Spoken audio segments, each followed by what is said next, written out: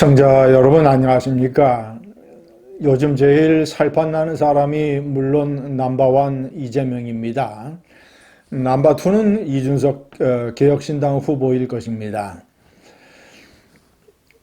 이 후보는 만약에 10% 이상을 얻게 되면 선거 자금의 50%를 반환받게 되고, 그리고 존재감을 증명을 하고 대통령 선거 이후에 전국에서 반 이재명 세력의 주도권, 패권을 놓고 국민의힘 대표와 경쟁할 것 같습니다.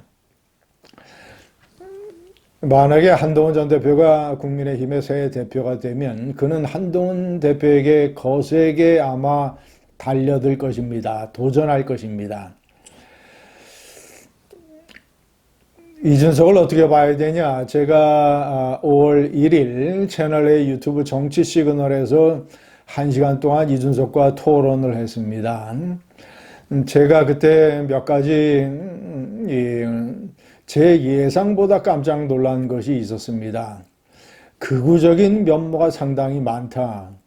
이 극우성과 어떤 이 본인이 주창을 하는 개혁성, 이런 것들이 혼재된 아주 불투명하고 어떤 면에서는 굉장히 음험한 이런 정체성을 가지고 있다. 쉽게 믿을 수가 없다. 말과 행동이 다를 수 충분히 있다. 이런 것들을 많이 느꼈습니다. 특히 한동훈에 대한 어떤 시기와 질투가 상당히 깊게 자리 잡고 있구나. 자신이 그동안 어떤 젊은 정치인이라고 하는 이런 꽃가마를 타고 꽃놀이 배를 즐기고 그것 때문에 43%로 당대표가 됐었는데, 이것을 한동훈 전 대표가 63%라고 하는 전설적인 기록으로 깨버린 것, 그리고 지금 현재 괴물이 되어버린 윤석열이한테 탄압을 받고 윤석열이한테 맞서다가 쫓겨난 이런 어떤 정치적인 좌표를 한동훈이에게 많이 빼앗기고 있다라는 점, 그 전에는 자신이 그 자리를 차지하고 있었는데 이런 것들에 대한 시기와 질투가 상당하다는 것을 제가 느꼈습니다. 그리고 또 하나 중요한 것은 어떤 이 28살의 정치판에 뛰어들어서, 그러니까 정치 사회적으로 어떤 처절한 경험이 없이, 생전의 경험이 없이 정치판에 뛰어들어서 여의도의 정당인으로 젊은 세월을 다 보낸, 그래서 주로 방송에 많이 출연을 했죠. 그리고 방송평론가로서의 수입으로 아마 버텼을 것입니다. 이런 정치 사회 경험의 내공 없이 그저 정치판에서 평론가 형태의 어떤 정치 활동을 해서 그래서 보여주고 있는 어떤 사회적 내공의 결핍. 그러면 말만 번지르 하고 내용을 자세하게 살펴보면 팩트에 맞지 않는 얘기를 많이 하고 과장해서 얘기하고 정치적으로 약간 선동기가 다분히 있고 하는 여의도의 잘못된 구태 정치가 몸에 밴, 나이만 40살이지 실제적으로 50, 60, 어떤 때는 70에 가까운 그런 언행을 보이기도 했다라는 점입니다. 제가 대표적으로 한두 가지를 들려드릴게요. 한동훈을 이런 식으로 매도를 했습니다.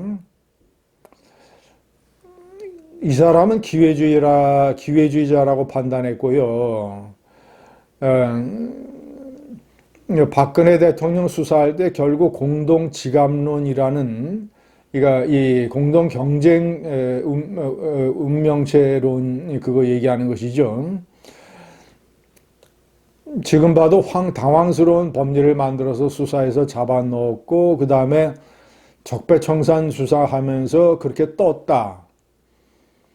지금 와가지고는 윤석열 정부의 황태자였다가 결국에는 윤석열 정부에게 등 돌리는 거고, 이 과정을 겪었기 때문에 굉장한 기회주의자로 보기 때문에 나는 그가 정치를 하면 안 된다고 생각한다. 이런 식으로까지 얘기를 하더라고요. 저하고의 토론 과정에서. 시청자 여러분, 이거는 대표적인 극우 논리입니다. 강경보수, 깡통보수, 꼴통보수 논리입니다. 이 극우 보수 세력들이 윤석열과 한동훈을 싸잡아서 문재인 정권의 하수인으로서 박근혜 정권 적폐청산 수사에 가담을 해서 1000명을 수사하고 몇 명을 구속해서 보수를 괴멸시킨 장본인 아니냐. 이것이 첫 번째, 보수 괴멸의 주인공 검사였다라는 극우적인 논리. 이거 아주 대표적인 잘못입니다.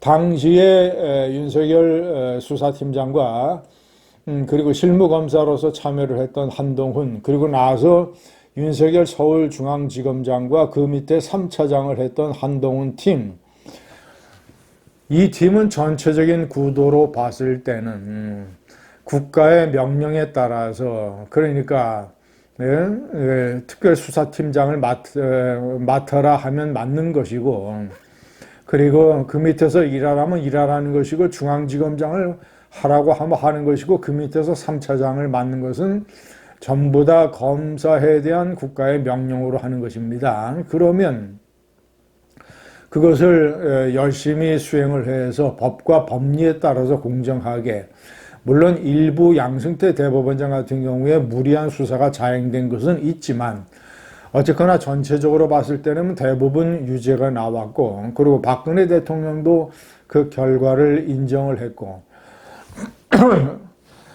그러니까 그것은 국가의 명령에 따라서 검사가 열심히 일한 것을 보수 괴멸의 문재인 정권 하수인이었다고 얘기를 합니다. 그러면 한동훈의 위 상관에서 전체적인 수사를 지휘했던 윤석열을 대통령 만들기 위해서 당대표로 뛰었던 자신은 무엇입니까? 완전히 180도 논리가 상충되지 않습니까? 두 번째,